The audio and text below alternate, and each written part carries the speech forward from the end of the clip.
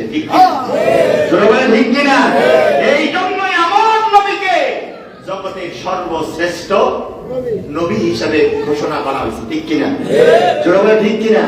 সেই নবী কে আল্লাহ পাক মেরাজে দিলেন, দীর্ঘ সময় সহবত দিলেন, সংস্পর্শ দিলেন।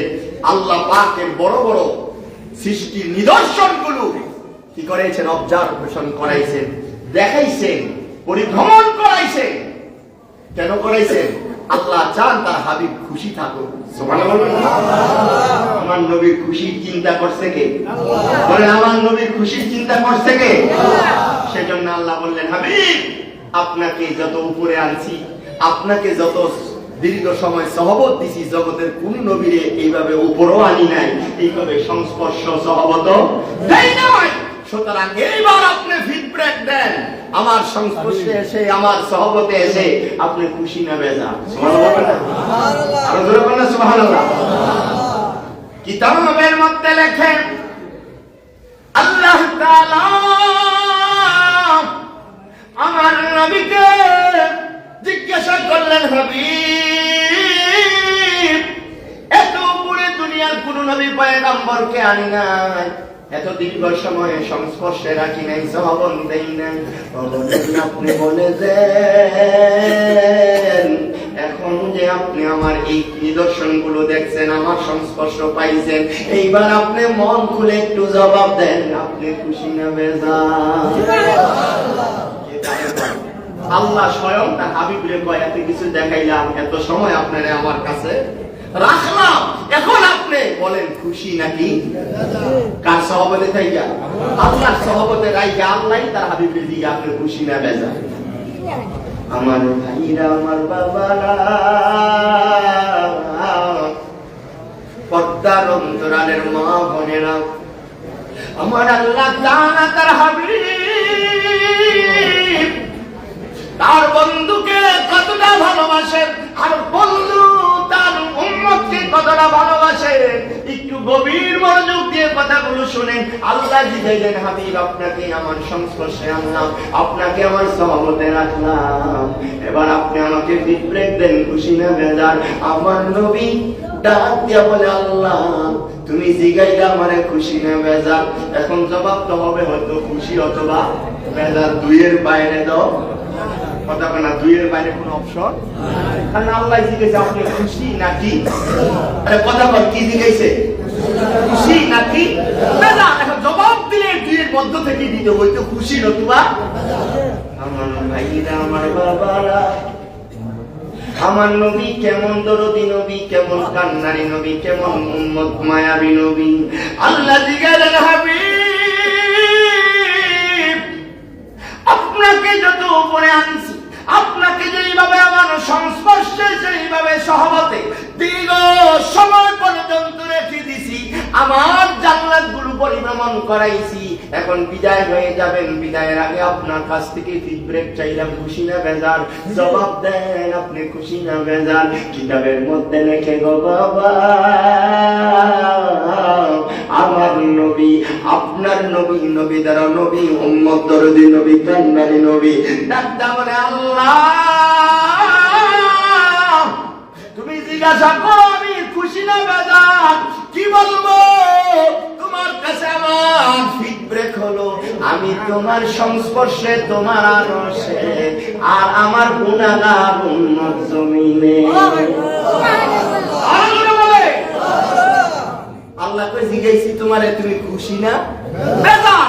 এখন নবীজি উত্তর দিতেছে, আল্লাহ আমি তোমার আরশে, তোমার সংস্পর্শে, কিন্তু আমার উম্মত তো।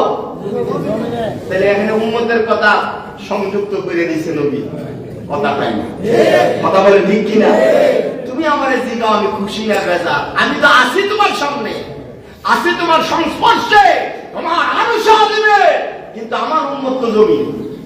তার মানে হলো আল্লাহ আহকামুল হাকিমিন, তিনি বুঝতে পেরেছেন, তার মানে হলো আমার হাবিবকে খুশি জানতে হলে, হাবিবকে খুশি করতে হলে উম্মত ব্যতীত খুশি জানাও যাবে না, খুশি করাও যাবে না।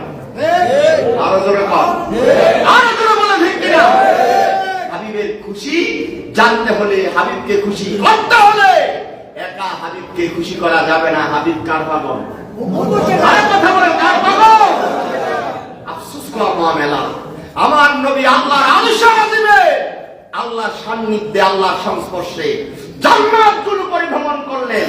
ওইরকম অবস্থায় নবী উম্মত বলে না। আর আমরা কিছু কপাল পোড়া মুসলমান আছে, উম্মত নামের কোরআন আছে, তাদের কাছে নবীর শানমান গাইলে ভাল লাগে না। আছে না নাই? আরো কোনো বলে আছে না নাই? নবী আরশে আজিমে যাওয়ার পরও নবী তোমারে ভোলে না, আর তুমি নবী ভুলে যাও। কপাল পোড়া মুসলমান। কথা ঠিক কিনা? বলতে হবে ঠিক কিনা? এই জন্য আমার হুজুর কেবলা, মদিনার জামাতের প্রতিষ্ঠাতার আহ্বান, আমার হুজুর কেবলার একটাই মাত্র লক্ষ্য ছিল, একটাই মাত্র কি ছিল? উদ্দেশ্য ছিল যে মানুষগুলোকে আর যাই হোক, আল্লাহ তো বানাইছে ইবাদতের জন্য, কিন্তু আমার হুজুর কেবলার খেয়াল হলো ইবাদত করবে মানুষ, কিন্তু নবীর সাথে একটু সম্পর্ক হয়ে যাবে। ঠিক কিনা? জোরবান ঠিক কিনা? কারণ নবী তোমারে ভুলে না, তুমি কেমনে নবী ভুলবা? যদি তুমি নবী ভুলে যাও, তাহলে তোমার মতন অকৃতজ্ঞ আর জগতে কেউ হতে কথা বলেন না। ঠিক কিনা? জোরবান ঠিক কিনা?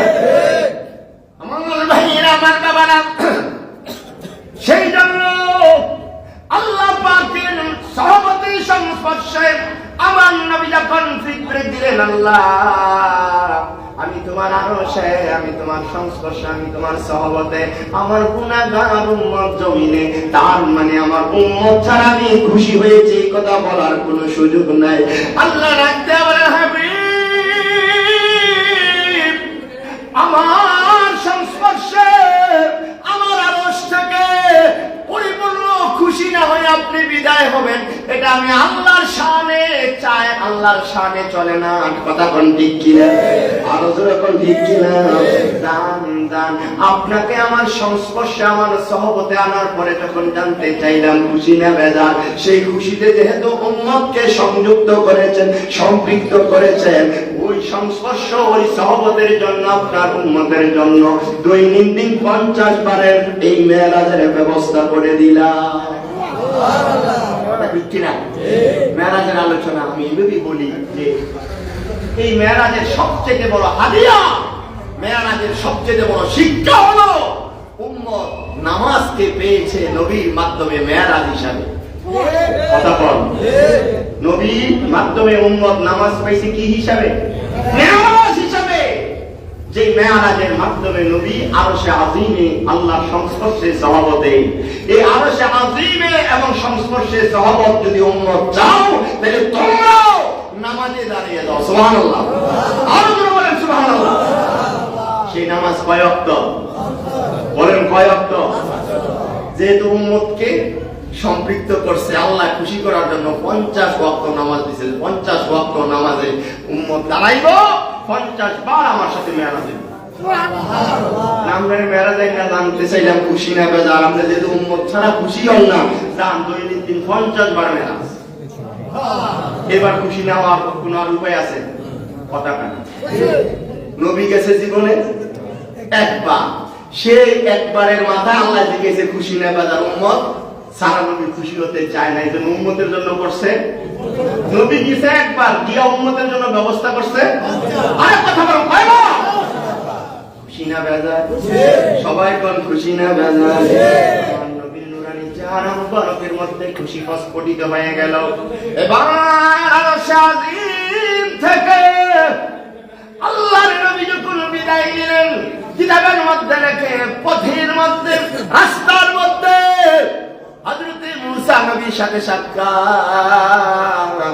মুসা নবী ডাকতে, ইয়া রাসূলুল্লাহ, ইয়া হাবিবাল্লাহ, নবী গো আপনাকে যত উপরে আল্লাহ নিছে, যত সময় আপনাকে আল্লাহ দিছে, যত কিছু আপনারে আল্লাহ দেখাইছে, জগতের কোন নবী এই সুযোগ ছিল না, এই চান্স ছিল না।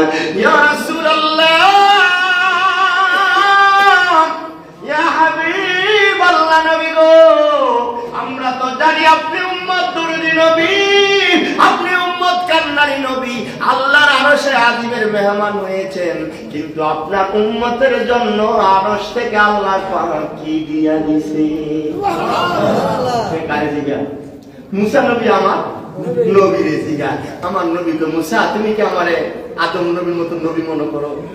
আমারে ঈসা নবীর মতো নবী মনে করো, ইব্রাহিম নবীর মতো নবী মনে করো? আমি গেছি আর উম্মতের জন্য কিছু না নিয়ে আমি যাবে আমি। সুবহানাল্লাহ।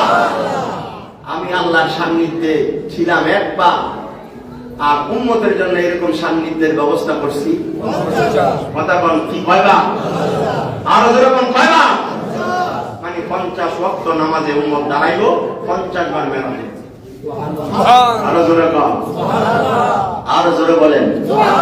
কিতাবের মধ্যে লেখে মুসা নবী নবীজির কাছ থেকে মেরাজের বৃত্তান্ত শুনে যে 50 ওয়াক্ত নামাজ আদায় করলে 50 বার মেরাজ হবে। এ কথা শোনার পরে এইবার মুসা নবী নবীর সামনে উম্মতের কষ্টের কথা তুলে ধরলেন। কারণ জানেন তিনি উম্মত দরদি নবী, উম্মতের কষ্টের কথা বললে তিনি লাঘব করার সুযোগ আছে না নাই? আরো জোরে করে আছে না নাই?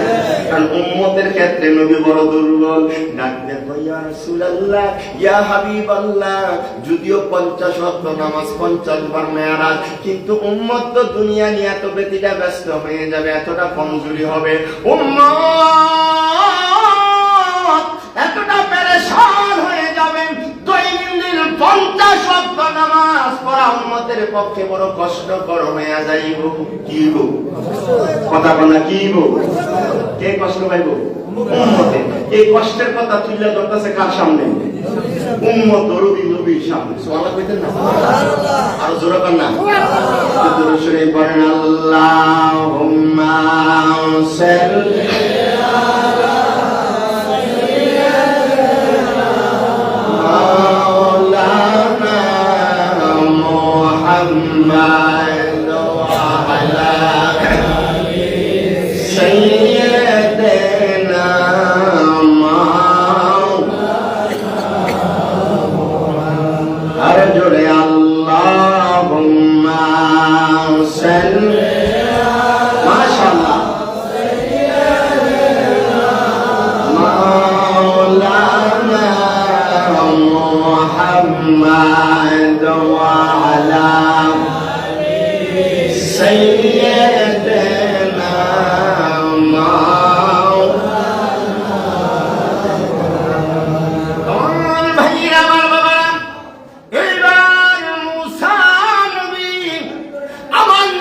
সামনে যখন উম্মতের কষ্টের কথা তুলে ধরলেন, সাথে সাথে নবীজি উম্মতের কষ্টের চিন্তা করে আবার আল্লাহর দরবারে হাজির। সুবহানাল্লাহ।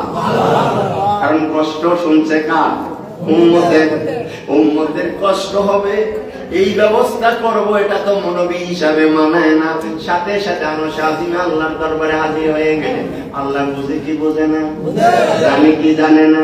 লম্বা আলোচনা।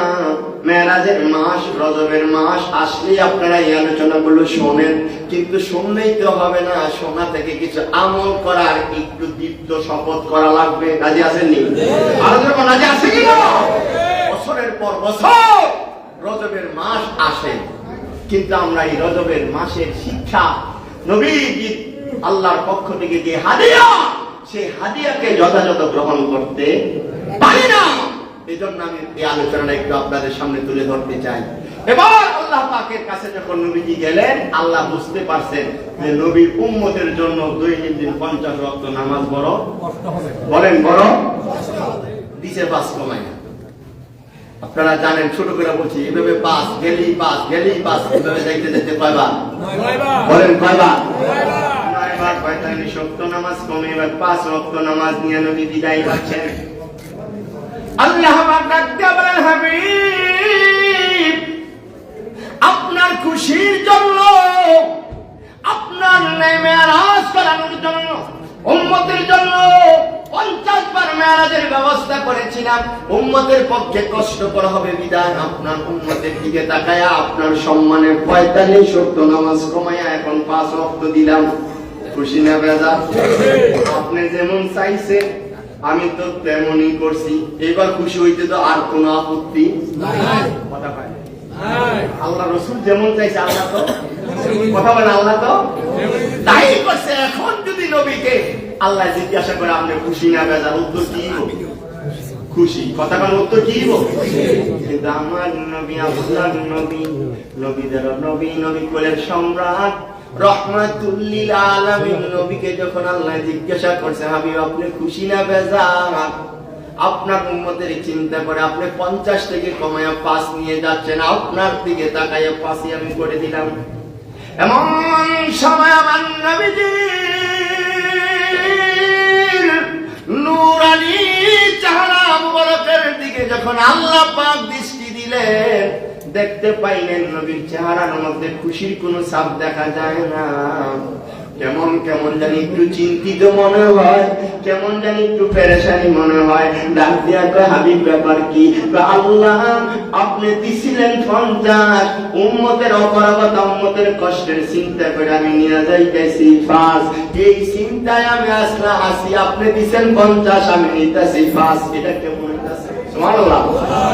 আপনি তো দিচ্ছেন আমার 50, আমিও না উম্মতের চিন্তা করে মুসা নবীর দিকে শূন্য কি করলাম, কমাইতে কমাইতে 5 নিয়ে আইলাম। এখন 5 নিয়ে যাইতাছি, এটা কদ্দুরা বলা করতাছি, এটা কদ্দুরা কল্যাণ করা হয়, এটা কেমন হয়, এই চিন্তাটা একটু মান কি করতেছে, কাজ করতেছে। আল্লাহ হাবিব চিন্তা করার কোনো কারণ নাই, আপনাকে আমার সান্নিধ্যে এনেছি, আমার সংস্পর্শে এনেছি, আপনাকে দীর্ঘ সময় আমার সহবত সংস্পর্শ নিয়েছি, আপনি আমার আরশে আজিম থেকে চিন্তিত চেহারা মুবারক নিয়ে যাবেন, এটা মানায় না। যান যান, আপনাকেও খুশি করলাম, আপনার উম্মতকেও খুশি করলাম। আপনিও খুশি দেন, আপনার উম্মত খুশি দেন। কিভাবে খুশি? আপনি উম্মতের কথা চিন্তা করিয়া 50 থেকে কমাইয়া 45 কমাইয়া 5 নিয়ে যাচ্ছেন। এখন 50-এর মধ্যে 5 নিয়ে যাচ্ছেন, এটাই তো চিন্তার বিষয় নাকি? কথা পায় দিছিলাম 50 নিতেছেন 5, এটা চিন্তার বিষয় না? জান এই চিন্তা দূরীভূত করার জন্য আল্লাহ পাক নবীকে জানিয়ে দিলেন হাবিব আপনিও খুশি থাকেন, উম্মতও খুশি থাকো, আমি আল্লাহর অর্ডারটাও ঠিক থাকো। সুবহানাল্লাহ না? সেটা কিভাবে হয় এইবার আল্লাহ জানিয়ে দিলেন হাবিব শুনে নেন, দিছিলাম 50 নিয়ে যাইতেছেন 5, এই জন্য চিন্তায় পড়ে গেছেন। আপনার উম্মত যদি 5 ওয়াক্ত নামাজ যথাযথভাবে খুশুখুজুর সাথে আদায় করবে, আপনার খাতিরে আপনার খুশির জন্য আমি আল্লাহ 5 ওয়াক্ত নামাজের ভিতরে 50 ওয়াক্তের সওয়াব দিয়ে দিলাম। কয় ওয়াক্ত নামাজ পড়বো আপনার উম্মত? আরে কথা বলেন, কয় ওয়াক্ত? 5 ওয়াক্ত সওয়াব দিলাম। এবার নবী খুশি না বেজার? আরো জোরে কোন ও মুসলমান, কেন যেন মদিনার জামাতের প্রতিষ্ঠাতারা আবার কেন হুজুর কেবলা নবী নবী করে একটু ভালো করে শোনো। যেই নবীর উম্মত পড়বে 5 ওয়াক্ত সওয়াবের অধিকারী হবে 50 ওয়াক্ত, ঠিক কিনা বলেন? এই সুযোগ একমাত্র কেবলমাত্র আমার নবী, আপনার নবী, নবীদের নবী, উম্মতের দরদি কান্ডারি নবীর জন্য, ঠিক কিনা? এই নবী উম্মতের জন্য এমন